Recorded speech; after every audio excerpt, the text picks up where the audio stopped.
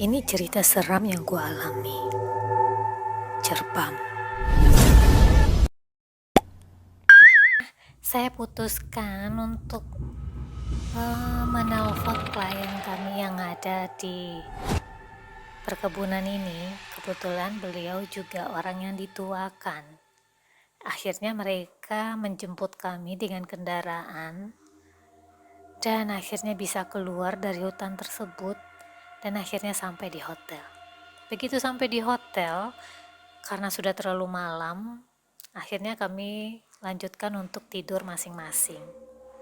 Karena saya dalam tim tersebut adalah cewek sendiri, maka kamar saya sendirian, sedangkan tim yang lain sesama cowok menempati dalam kamar itu bisa berdua. Begitu memasuki, seperti biasa, kebiasaan saya jika menginap di sebuah hotel, saya pasti memeriksa dengan seksama, mulai dari alas kasurnya apakah bersih, terus sampai ke kamar mandinya juga bersih. Sampai kamar mandi saya periksa, hotelnya juga bersih, tidak ada sampah atau apapun di saluran airnya, bersih semua. Akhirnya saya putuskan untuk tidur saja karena besok early morning banget sudah harus banyak sesuatu yang harus dilakukan untuk bertemu dengan klien dan tugas-tugas penting saya yang akan dilakukan. Akhirnya setelah bersih-bersih saya putuskan untuk tidur. Karena kebiasaan saya suka mematikan lampu saat tidur. Ya udah, akhirnya lampu saya matikan dan kamar ini sedikit gelap. Karena saya tidak terlalu suka dingin, AC saya setel juga dengan suhu 26. Kalau menurut teman-teman saya itu suhu yang sangat panas. Tapi entah mengapa sangat dingin banget di suhu 26 ini. Akhirnya saya memakai selimut yang disediakan dari pihak hotel menutupi sampai ke kepala saya. Mungkin dalam pikiran saya mungkin ini karena area pekebunan sehingga sangat dingin.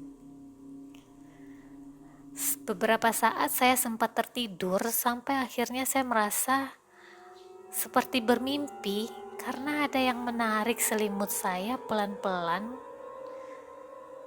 Karena saya masih antara sadar tidur dan tidak tidur, saya pikir saya sedang bermimpi. Selimut yang saya kenakan pelan-pelan tertarik ke bawah sampai akhirnya terlepas dan selimut tersebut jatuh ke lantai arah kaki saya. Saat itulah saya terbangun karena merasakan dingin yang amat sangat. Saya nyalakan lampu yang ada di meja nakas di dekat kasur saya dan memang benar selimut saya itu sudah terpental ke bawah kaki saya. Dalam kepala saya, dalam pikiran saya, kok bisa selimutnya tercampakkan? Padahal saya merasa sangat dingin, tidak mungkin saya melepas selimut ini dalam keadaan dingin. Saya pikir, mungkin saya bermimpi. Akhirnya saya mengambil selimut itu, mematikan lampu, dan kembali tidur. Karena sangat lelah, saya mengabaikan hal tersebut dan kembali menarik selimut dan memutuskan untuk tidur. Tapi saya kembali terbangun karena merasa sangat dingin dan selimut saya kembali tidak berada di tempatnya dan jatuh lagi di dekat kaki saya. Ini sudah menjelang sangat tengah malam, yaitu kira-kira jam 2 atau jam 3 kalau jam tangan saya. Dan kenapa saya mendengar seperti ada keramaian di luar? Saya seperti mendengar seperti kebisingan, seperti banyak tamu yang datang, suara anak berlari, suara tertawa cekikikan.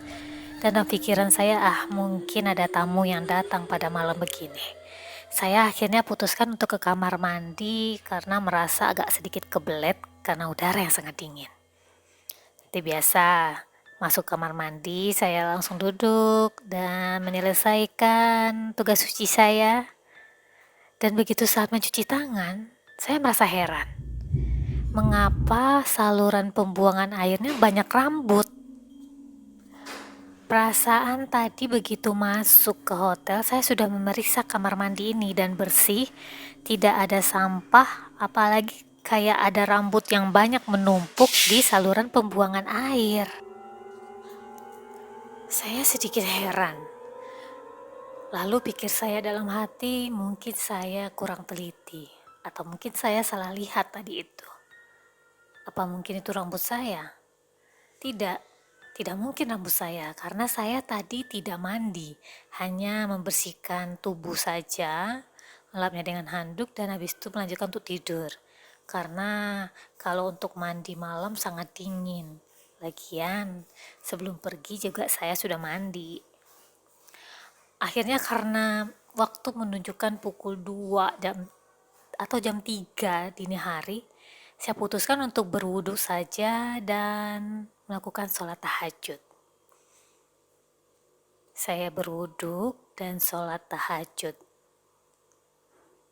Ketika sholat tahajud pada rakaat kedua, saya merasa seperti ada kayak suara mendesah di belakang saya. Karena saya sedang sholat, saya pikir itu mungkin suara AC. Saya melanjutkan sholat, tapi saya mulai bergidik dan merinding. Mungkinkah ada hantu yang bisa berani mengganggu orang sholat? Saya lanjutkan sholat, berdoa, dan akhirnya saya putuskan untuk tidur.